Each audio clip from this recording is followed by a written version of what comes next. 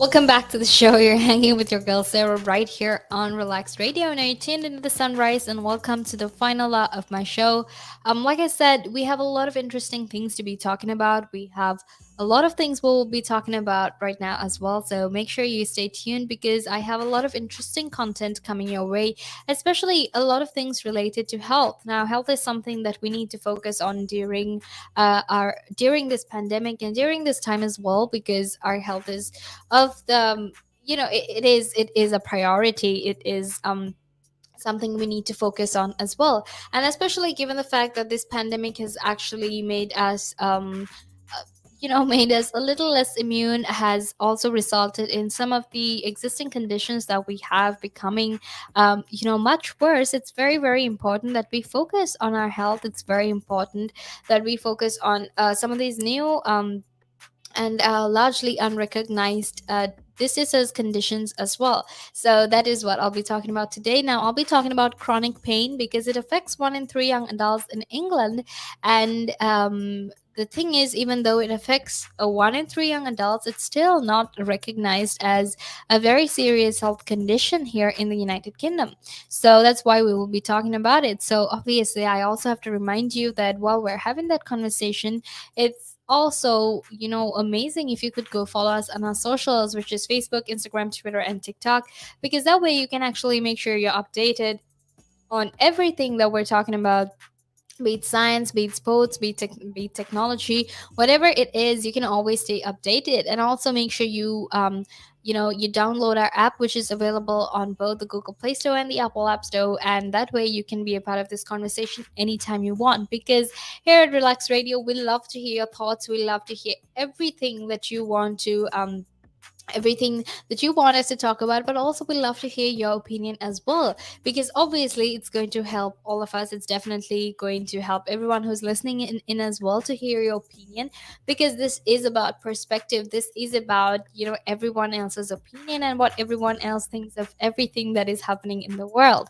So obviously make sure you text me on 07852473473, and make sure you are part of this conversation. Make sure you are involved in everything that's happening in the United Kingdom, but also involved in having information, involved in making all these informed decisions that you have to make with all the information we provide right here on Relax Radio.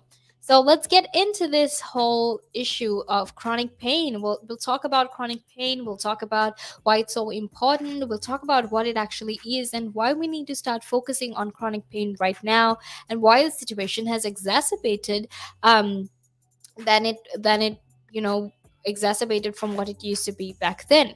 So chronic pain is actually defined as pain that lasts more than 12 weeks despite treatment or medication. Now, obviously, sometimes, this is why we take painkillers, right? When we're in a lot of pain, when our pain is unbearable, we take a lot of painkillers to make sure that it goes away. And most of the time it works, right? Your pain doesn't last for longer than a few days. Sometimes it definitely doesn't last for weeks, right? Unless it's you sprained your ankle, or you fractured your arm, whatever it is. Unless it's a situation like that, pain usually comes and goes, right? That's, at least that's what the saying says, pain is temporary. But in this case, not so, because chronic pain lasts more than 12 weeks, and that's about 3 months. That's more than 3 months, actually. If it's more than 12 weeks, it's definitely longer than 3 months. And despite you taking treatment, despite you taking any form of medication, what happens is you still have this pain. So this is referred to as chronic pain, and most sufferers of chronic pain actually have arthritis or musculoskeletal conditions, such as ankylosing spondylitis. Yeah, I kind of like pronouncing that sickness because it's nice to pronounce. There's a lot of nice words in the ankylosing spondylitis, but that is what the condition is. However, there are growing numbers of young adults who are suffering from chronic pain that seriously affects their lives. And with the rise blamed on obesity, sedentary lifestyles, and stresses faced by that age group, right? Obviously, if we compare the young adults of now and the young adults of, say, the some 20, 30 years back. Obviously circumstances have changed a lot because the world right now is so much more competitive, it's so much more capitalistic than it used to be. And obviously this means that a lot of these young adults right now have so much more pressure, not just pressure in terms of work, but also societal pressures to have these certain expectations, to achieve these certain expectations by a certain age. And we've seen this all over social media as well, right? Because you all have, say, you see all these posts, you see these memes that say, oh, by the age of 28 you should have your own house or your own vehicle, and by the age of 35 you should be able to retire, which is actually quite ridiculous if you think about it. But there are so many different types of expectations that are there for young adults nowadays that weren't there for the young adults back then. Obviously situations have changed, things have changed so much more, and there's so much more pressure for all the people right now. So then that actually results in all these young adults, it results in all these people out there actually having different types of pain. Because look, if you're living in this competitive world and you have all these expectations that you need to live up to, and forget about expectations from your family, sometimes your own workplace's expectations, you have to meet deadlines, you have to be really productive, you have to work long hours, you have to work overtime, sometimes you have to come work on the weekends. So when there are instances like that, obviously then you're going to be under a lot of pressure, you're going to be under a lot of stress, and you're always going to be at work, right? And obviously that is very, very unhealthy, because that way you can't really focus on yourself, you can't focus on any of the personal relationships that you have with your friends or your family, and you're constantly sitting in front of this computer in in the same position for a really long time. So obviously the fact that chronic pain exists in so many young adults nowadays is really not surprising, right? So and that's not the only reason as to why chronic pain exists as well. So things like obesity, things like sedentary lifestyles, and even stresses that are faced by this age group have resulted in chronic pain that affects them. So a new report on the prevalence of chronic pain in England has found that the number of people beset with it remained steady between 2011 to 2017 at about 15.5 million. So obviously during that 6-year period, it was steady. There weren't any fluctuations, it didn't reduce or it didn't increase, but it was quite steady. But um but the proportion of people aged 16 to 34 affected by what experts call high impact chronic pain, so acute, which is so bad that it actually leaves them struggling to work, interact socially, and look after themselves independently, actually rose dramatically from that time period from 21% to 34%. And that's definitely a huge increase, right?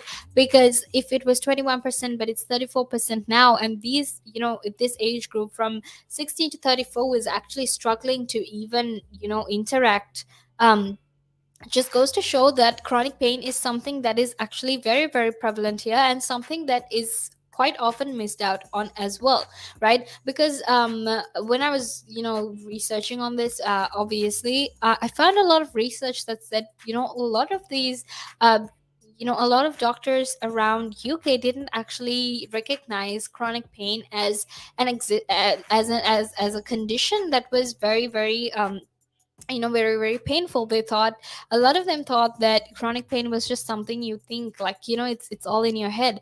And look, we've all been in that place where doctors have said, you don't really have, there isn't really anything wrong with you, it's just all in your head. But the thing is, even though doctors are saying that about chronic pain, there has been new research and there has been a lot of new change that goes to show that chronic pain isn't actually something that is in our head. This actually happens, and it's crazy how much it has risen.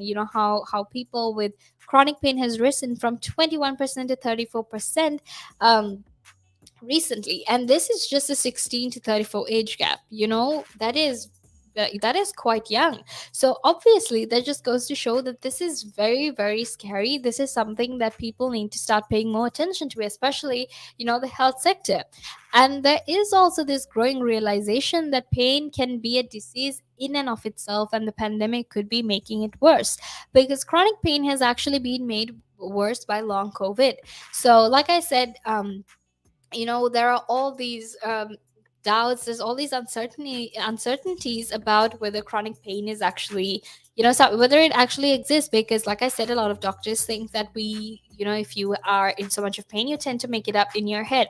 But the truth is, research has found that that is not so. You don't really make it up in your head, and that it is in fact quite dangerous. So then you begin to understand that when it comes to chronic pain, especially if there has been a huge increase, especially in this age group that you consider as young adults, then that means we really need to focus on incentives. We need to focus on measures that will help alleviate this chronic pain for themselves. And I'll obviously be talking about a few stories of people with chronic pain and how they've struggled to find the correct painkillers for their chronic pain in a few more minutes. But until I get into that, it also means that we need to find faster processes, faster ways in which we can actually find more medicine, in ways in which we can diagnose the fact that someone has chronic pain and actually treat this condition, right? And there's obviously also this whole realization that pain in itself could be a disease, right? Like chronic pain, especially given the fact that this pandemic has made it worse. We spoke about long COVID some time back, where you have symptoms of COVID for a minimum of 12 weeks, even though you're supposed to be completely recovered. Even though that's the case, obviously some of these people still have symptoms of COVID, which is then referred to as long COVID. Now, apparently, over 2 million people in the United Kingdom have long COVID, but that just goes to show conditions like chronic pain conditions, where people are constantly in pain, are in fact exacerbated by COVID-19. And that in itself is another problem that the health sector needs to deal with as well.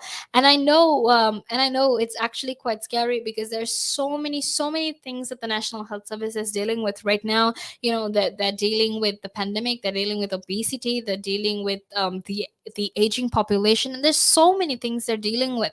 So it just goes to show how very important it is that we try to tackle all of this right now, because if we don't, these conditions, these diseases are in fact going to lead to even more, other diseases. So it's very, very important that we try to address this as soon as possible. Now, make sure you stay tuned, because I'm going to head into a little break, but don't worry, because I'll be back soon afterwards to keep talking to you about chronic pain. And it gives them something to look at, and it makes them laugh. It makes them laugh, so that's why I do it. Oh, and it could be a really good pickup line as well. Ladies who ask, "Hey, excuse me, so why are you wearing something so colorful?" I mean, hey, you can always have something up on your sleeve. I mean, got me thinking. You want to stand out. Why do you want to stand out though so much, especially with these kind of shirts when you're writing? There must be a purpose behind it, right? Well, when you say a purpose, Nick, what I do, I wear the shirts, mainly one, because they're nice and bright. So they make me visible, especially if I'm riding on the road. Okay. That's very important, right? Because you want cars, Very important. And also, like, people see me in, like, calves, and perhaps I shouldn't be saying this on air, I suppose, but in the bar afterwards. All right. And it gives them something to look at, and it makes them laugh. It makes them laugh, so that's why I do it. Oh, and it could be a really good pickup line as well.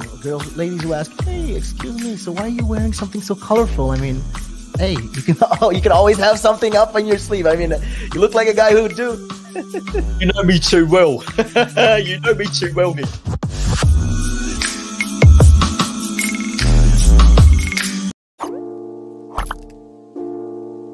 One of the easiest ways to increase your net worth is to ensure that you have higher cash flows. And one of the easiest ways to do that is to not buy things on hire purchase, not buy things over months and months because you can't afford them now, but you want it. It's kind of that delayed gratification. Rather than buy that couch, that car, that stereo, that computer, whatever item, and pay it off over 12, 24, 36 months at an interest rate, rather invest that money, make do with what you've got, and then after 12, 24, 36 months, take the money that you've now invested and buy that good. An asset could be anything that appreciates or reduces a tax bill. So it could still be a liability, but it reduces their tax bill. And I'm not going to go into the technicalities because that's out of our remit here. However, for our use or our purpose, what we are talking for the listeners here is I would put this definition of an asset forward. An asset is anything that increases your income. Anything.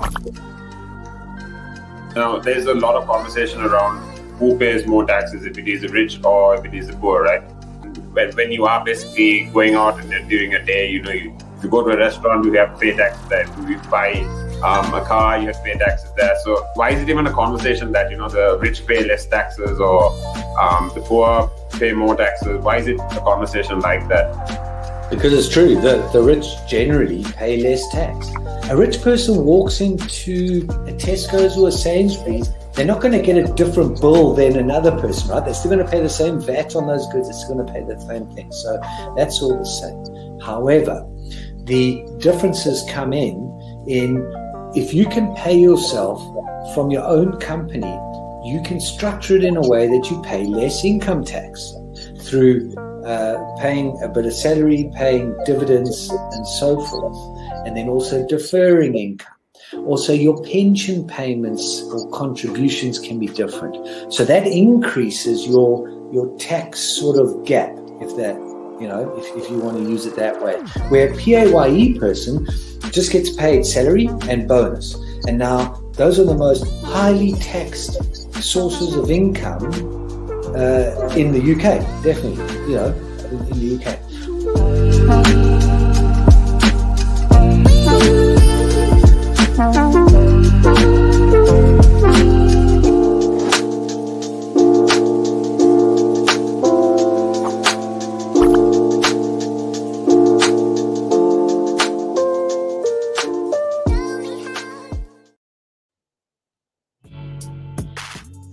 Welcome back to the show. It is your girl Sarah right here on Relaks Radio. Now you tuned into the Sunrise with me, Sarah, and it is in fact the final lot of my show. But don't worry, because I still have a lot more of interesting content to keep you occupied with until it's time for me to head out of here. Okay, so don't worry, because I have a lot of fun and interesting content heading your way.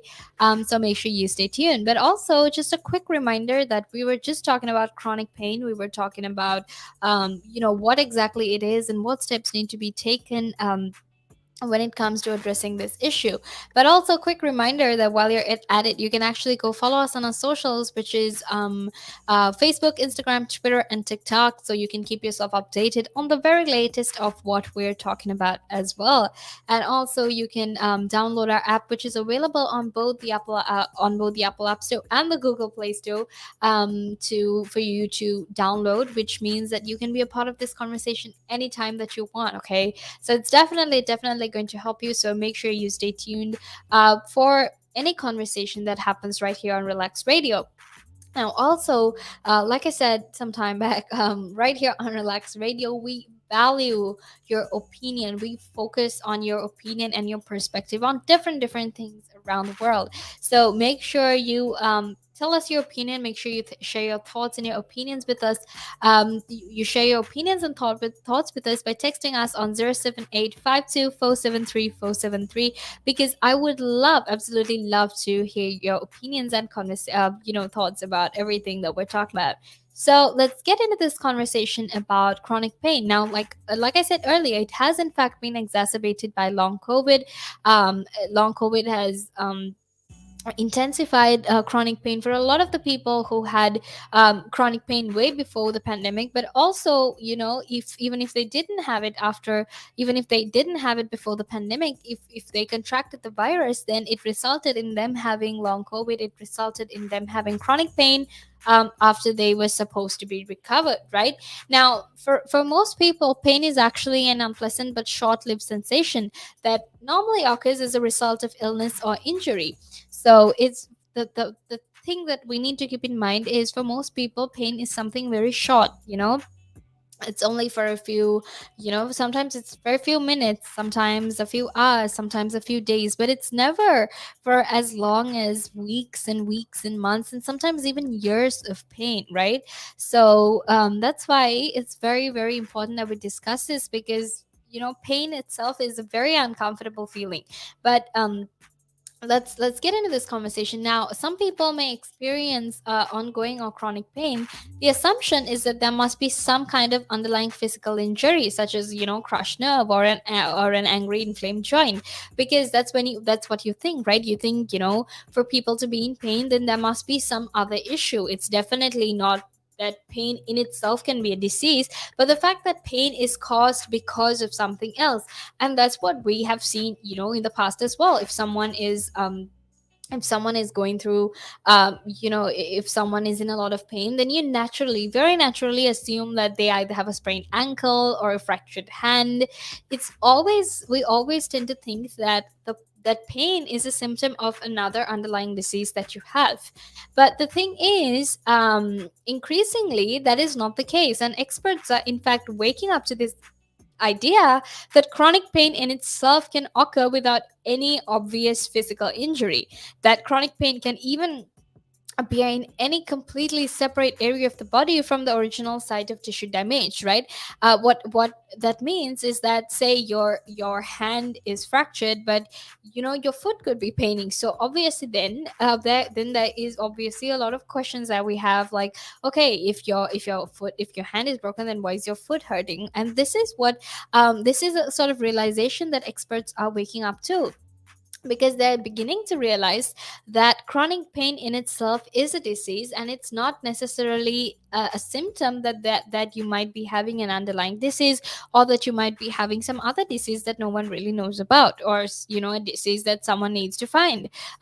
Someone, what I mean when I say someone is obviously a doctor, right? And also, there is mounting evidence that seemingly mounting evidence that showed very different pain conditions. For example, chronic headaches, low back pain, and jaw pain, say, they may share actually common underlying mechanisms, and that once a person develops one chronic pain condition, they're predisposed to develop others.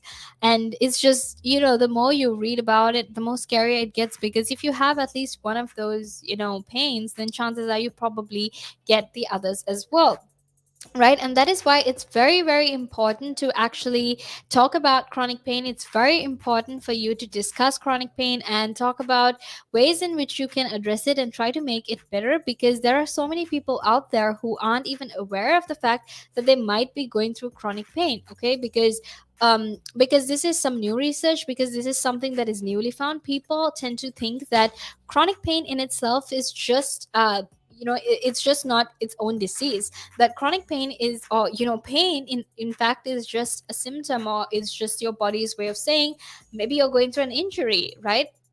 But because people are unaware of the fact that pain in itself could be a disease right now, they tend to think that if you're in pain, then that means that you have an underlying condition. So that's why it's very, very important for us to have this conversation, so other people are aware of the fact that pain in itself can be a disease, and it doesn't necessarily mean that you might be having any other underlying issues that might cause that pain. So the COVID-19 pandemic, we need to talk about that, because the pandemic has actually made this situation much, much worse, right?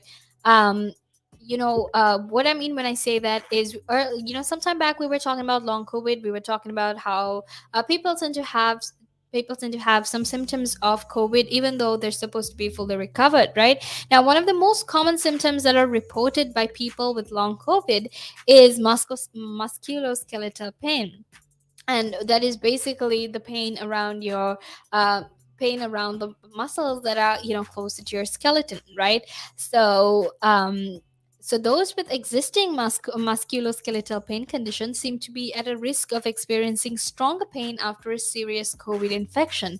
So just imagine that you're in pain, but now after COVID you just have to deal with that pain, but it's 10 times worse than it used to be. The thing is, when you're in pain you can't really function, right?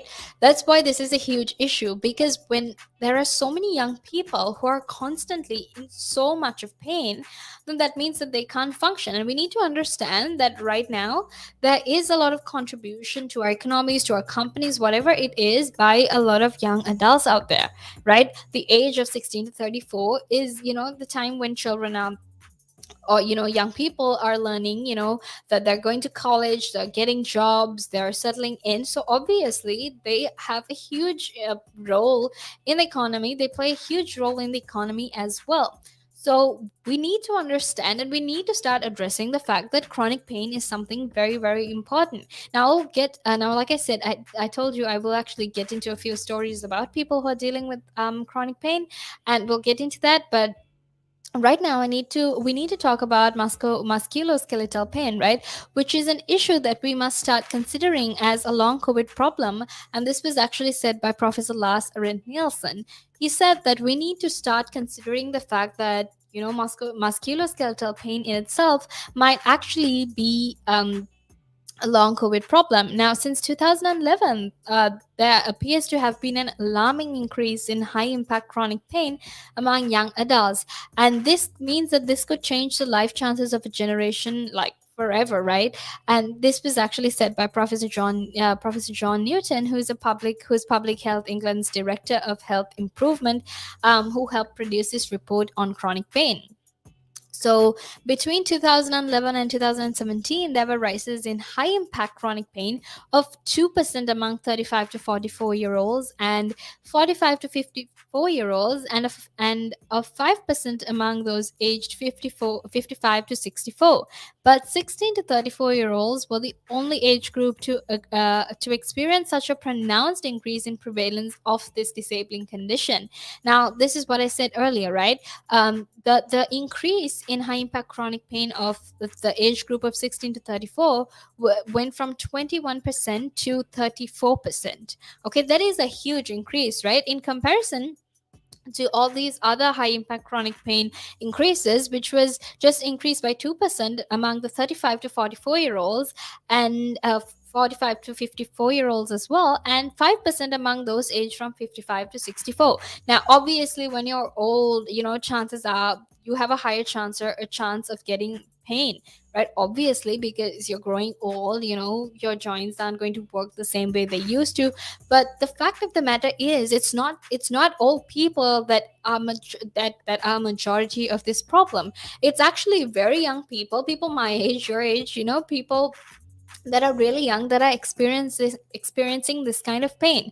Now that's why it's very important that we try to address this and try to deal with it, because a lot of the doctors out there are now only that they're now only beginning to realize the fact that chronic pain in itself is something that is affecting a lot of people. Because a lot of the things that people have heard, people who go through chronic pain have heard, is the fact that, oh, it's all in your head, it's not really a disease, you're just imagining the fact that you're in pain.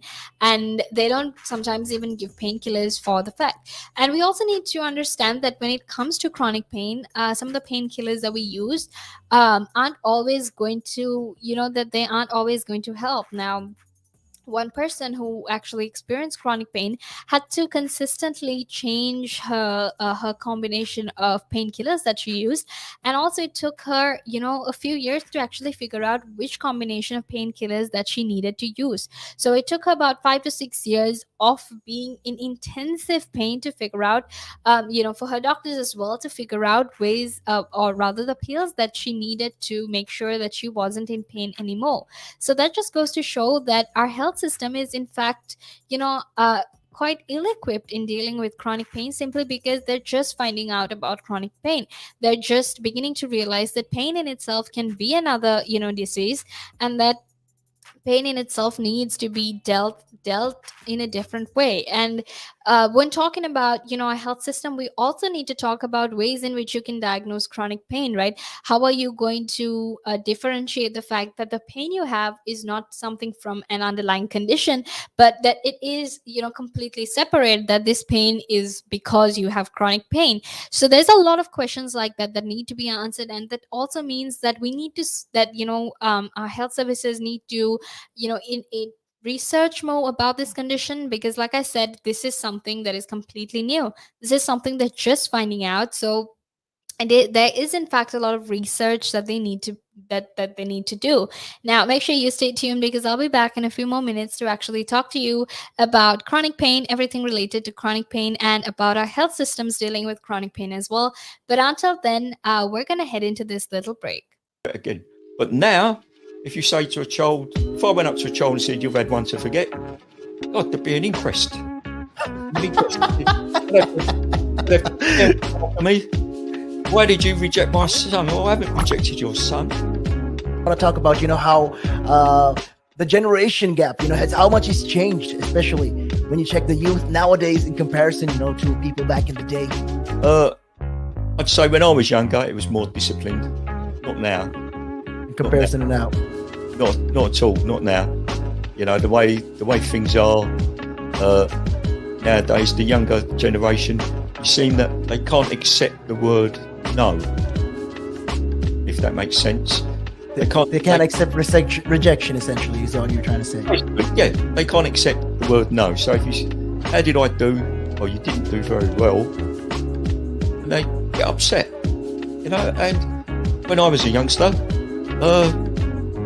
my father used to say to me, because I used to be sport mad when I was very young.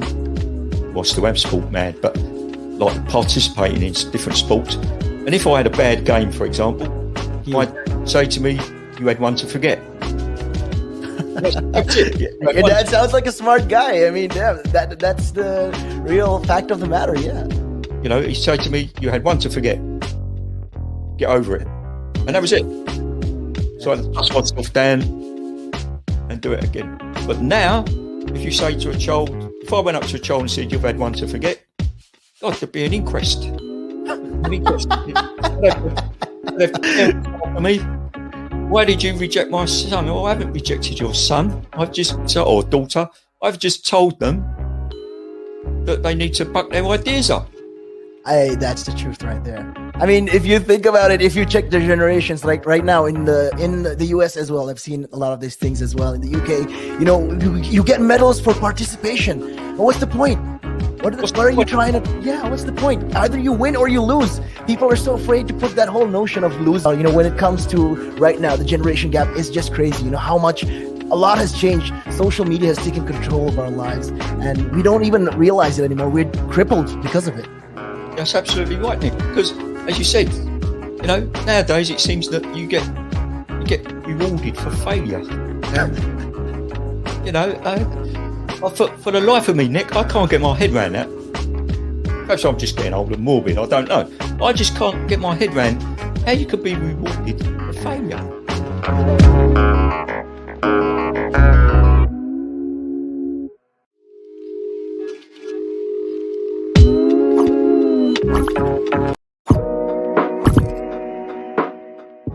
There's a lot of conversation around who pays more taxes, if it is the rich or if it is the poor, right?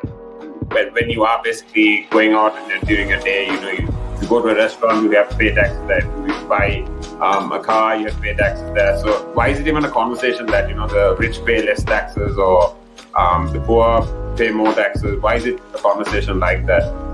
Because it's true, the rich generally pay less tax.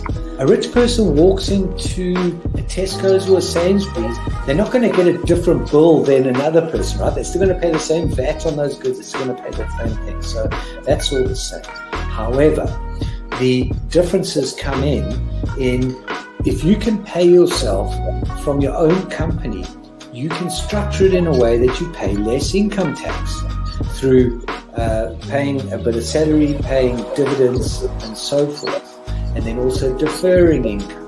Also, your pension payments or contributions can be different. So that increases your tax sort of gap, if that if you want to use it that way. Where a PAYE person just gets paid salary and bonus. And now those are the most highly taxed sources of income in the UK, definitely, in the UK.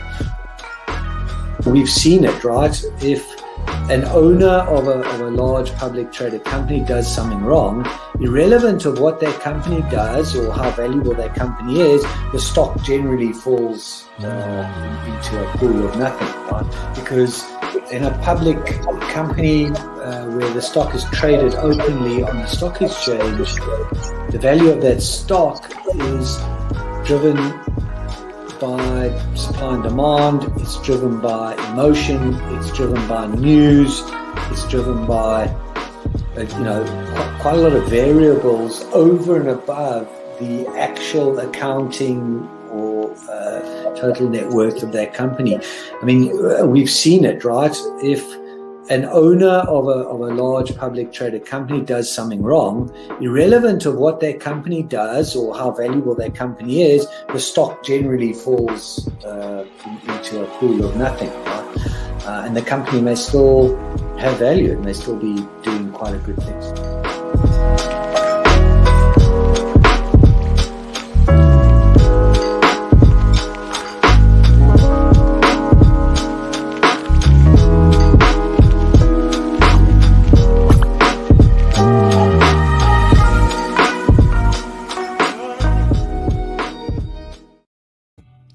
Welcome back to the show. It is your girl Sarah right here on Relax Radio.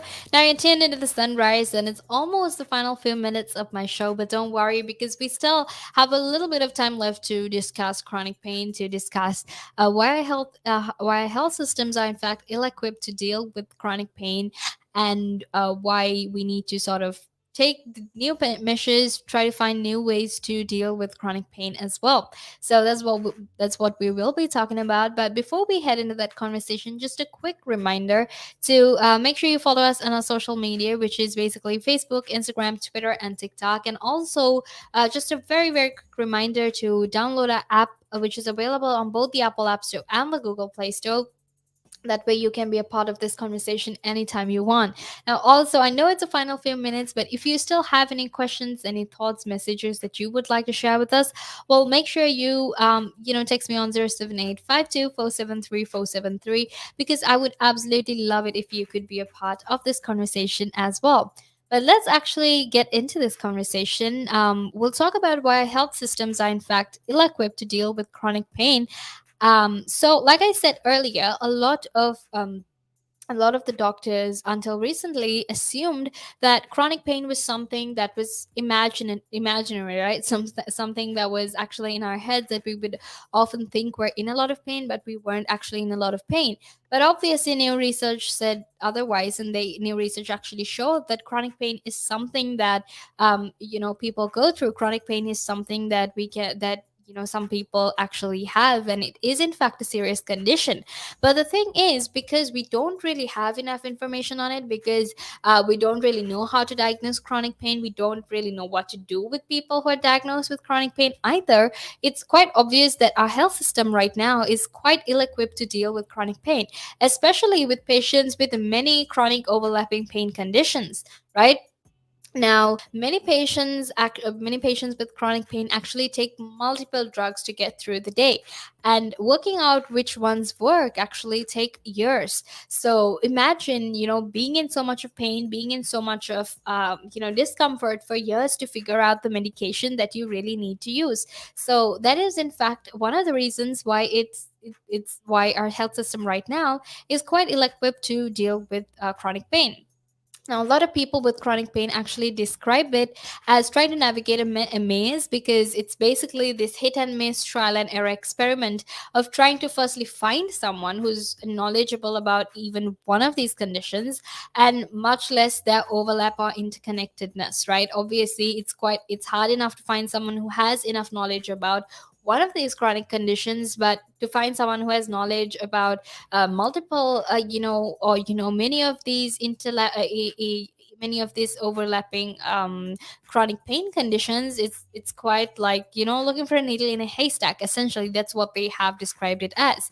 Now, even though we really have no idea, or even though the health sector is still currently trying to figure out what treatments or therapies work for which patients, pain experts have actually accepted the existence of a central sensitization of of pain, right? And family doctors are, even though pain experts have actually accepted it, less or rather family doctors are in fact less aware of it, meaning that they may dismiss a patient's pain in the absence of any obvious abnormality or injury, right? Now this is what I said, when doctors say that the pain that we have is imaginary, or that sometimes the pain doesn't exist, it's simply because they can't pin the pain on anything, any of your underlying conditions, right? Because a lot of them are unaware of the fact that something called chronic pain even exists, right? So in terms of educating, in terms of making family doctors aware of the fact that something like this exists, it's very, very important that our government actually spends resources, spends money to make people, or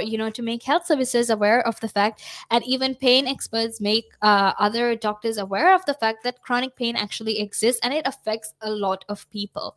Right now, it's actually quite terrifying to think that anyone who has been to their general physician to complain about pain has actually been sent on their way back home, simply because of all these professionals being unaware of the fact that chronic pain actually exists. Now, one problem that stems from this poor medical appreciation of chronic pain is the overprescription of opioid drugs. Now, more often than not, opioid drugs are actually used to treat chronic pain conditions. And look, the thing is, opioids are actually effective at dampening short-term severe pain, or even cancer pain, and they're highly addictive, right? The thing is, even though it's effective at a certain time period, it's also very addictive, and an accidental overdose kills about 50,000 people in the United States alone each year. And that's just the United States. So imagine if we were talking about everyone in the world, everyone here in UK, those numbers would in fact be much, much higher, right? And the thing is, even though it's good at dampening the pain in a short term, it doesn't always mean that it gets any better. Sometimes opioids can actually make chronic pain worse. And there's also the matter of that sometimes, or there's also the matter that chronic pain is often an unrecognized but serious health condition, and patients with chronic pain are told that it exists in their mind. So those are a few myths and sort of ideas, claims that need to be dealt with, that need to be tackled, especially if we're talking about trying to battle chronic pain, trying to make sure that people with chronic pain actually get proper treatment, and people with chronic pain are given proper medication to make sure that it doesn't end up with them, having intensive pain, with them going through unnecessary procedures and surgeries and whatnot to figure out where this pain exists. So that is the conversation for today about chronic pain. I really, really hope you enjoyed your 3 hours with me. But don't worry, because Jamie will be here on the chat trap to actually keep you company with everything related to yourself, self motivation, even entertainment. So make sure you stay tuned. But it's time for me to head out of here. But don't worry, because I'll be back again tomorrow as well, which is obviously the last day of June. I have to say, time flies by really fast, but don't worry, because I'll be back. And until then, I really hope you have a very, very good day.